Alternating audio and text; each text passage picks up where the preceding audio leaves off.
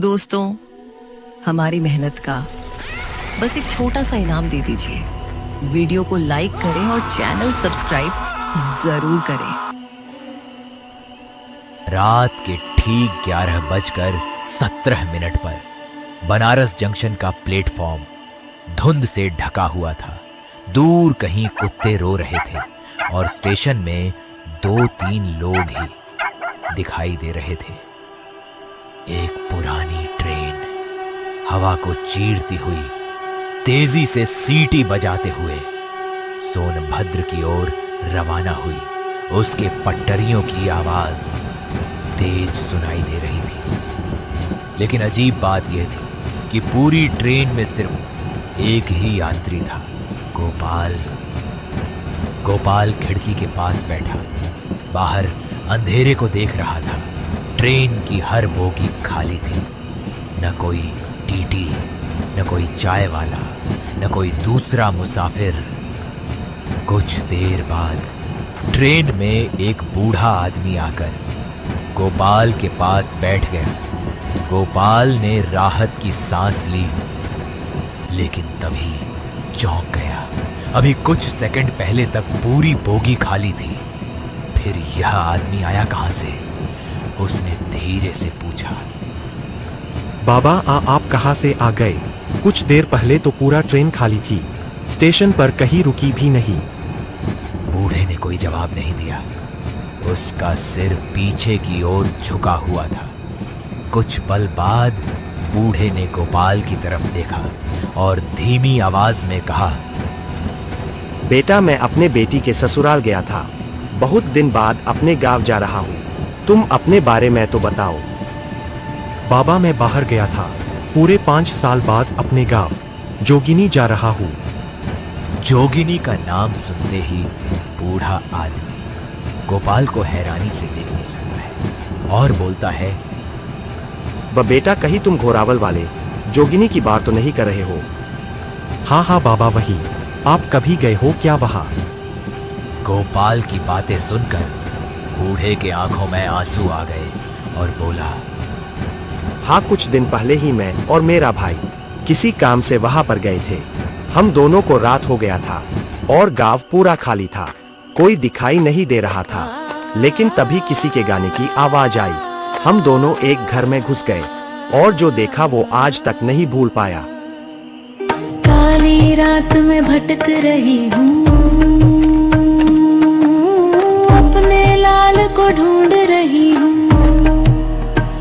सूने जंगल वीरान राहें, कदम कदम पर तेरी आहें।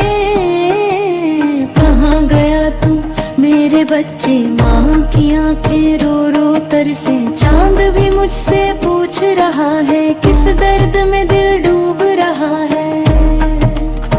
लौट आ मेरे नन्हे राजा, तेरे बिना सब सूना सूना। रोती माँ की ये पुकार गूंज रही है बारंबार। उस दिन मैंने अपना सबसे ताकतवर चीज खो दिया, मेरा अपना बड़ा भाई। मेरे जिंदगी का वह सबसे काला दिन था जिसे मैं बयां नहीं कर सकता। बूढ़े आदमी की बातें सुनकर गोपाल हैरान था। उसे यकीन ही नहीं हो रहा था। वो कोई औरत नहीं थी, चलती फिरती मौत थी। छलावा थी छलावा, और वो मौत अपने बच्चे को खोज रही है। जब तक उसका बच्चा नहीं मिल जाता तुम उस गांव मत जाओ, नहीं तो दोबारा लौट नहीं पाओगे।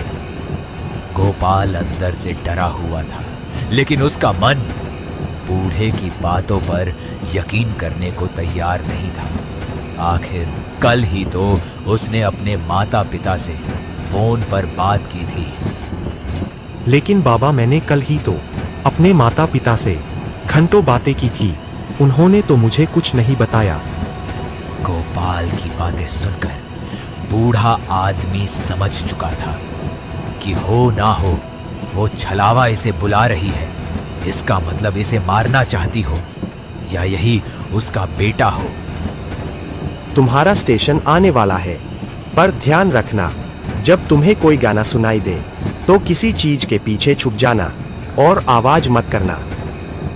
कुछ देर के बाद ट्रेन एक पुराने प्लेटफॉर्म पर आकर रुक जाती है और बाहर निकलकर गोपाल जो देखता है उसके होश उड़ जाते हैं। रेलवे स्टेशन सुनसान पड़ा था। नहीं कोई आदमी था, नहीं कोई औरत और नहीं कोई माइक से आती हुई आवाज। सिर्फ काला गहरा अंधेरा। यहाँ तो हमेशा भीड़ रहती थी, फिर आज सुनसान कैसे? कहीं बूढ़े आदमी की बातें सच तो नहीं? मुझे संभल कर रहना होगा। स्टेशन से बाहर निकलते ही हवाएं ठंडी और भारी हो गई थी। गोपाल ऑटो की तलाश में चारों तरफ नजर घुमाता है। जहां पहले कई दर्जनों ऑटो खड़ी रहती थी, लेकिन आज सुनसान पड़ी थी। वह पैदल ही गांव जाने का फैसला करता है।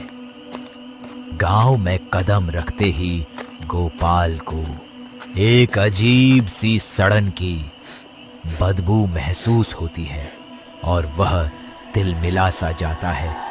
तभी वही छलावे का गीत सुनाई देती है। वो आ गई। इससे पहले वो मुझे देखे, मुझे कहीं छिपना होगा। काली रात में भटक रही हूँ, अपने लाल को ढूंढ रही हूँ। सूने जंगल वीरान राहें, कदम कदम पर तेरी आहें। कहाँ गया तू मेरे बच्चे? माँ की आंखें रो रो तरसे। चांद भी मुझसे पूछ रहा है, किस दर्द में दिल डूब रहा है। लौट आ मेरे नन्हे राजा, तेरे बिना सब सूना सूना। रोती माँ की ये पुकार गूंज रही है बारंबार। तभी छलावे को गोपाल की गंध महसूस होती है और वह जोर जोर से हंसने लगती है। ऐसा लग रहा है जैसे मेरा आखिरी शिकार गांव वापस आ गया है। कब तक बचोगे मुझसे? मेरा सपना आज पूरा होगा।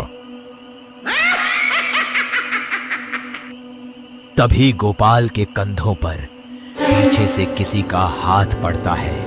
गोपाल डरता हुआ पीछे मुड़कर जो देखता है उसके होश उड़ जाते हैं। अरे आप कौन हो? वह एक बूढ़ी औरत थी जो किसी प्रकार छलावे से जिंदा बच गई थी। गोपाल को चुप कराते हुए बोलती है, शांत रहो, मेरा नाम कौशल्या है। इस गांव की अकेली जिंदा इंसान। बिना आवाज किए मेरे पीछे पीछे आओ। गोपाल डरा सहमा। ऐसे किसी पर भरोसा नहीं कर सकता था, पर उसके पास दूसरा कोई तरीका भी तो नहीं था। दोनों एक घर में जाते हैं। घर टूटा, दीवार जर्जर, शायद इसी वजह से छलावे की उस पर अब तक नजर नहीं पड़ी थी। अगर जिंदा रहना चाहते हो तो कान और मुंह बंद रखना, नहीं तो तुम्हें वह सूंघते हुए यहाँ आ जाएगी। डरो मत, मैं कुछ भी नहीं बोलूंगा। तभी बाहर से छलावे की आवाज आती है, गोपाल बाहर आ, देख तुझे तेरी माँ बुला रही है। मैं चलता हूँ, अपना ख्याल रखना। मेरी माँ मुझे लेने आई है। गोपाल की बातें सुनकर कौशल्या चीखती हुई बोली, पागल मत बनो मेरे आंखों के सामने ही।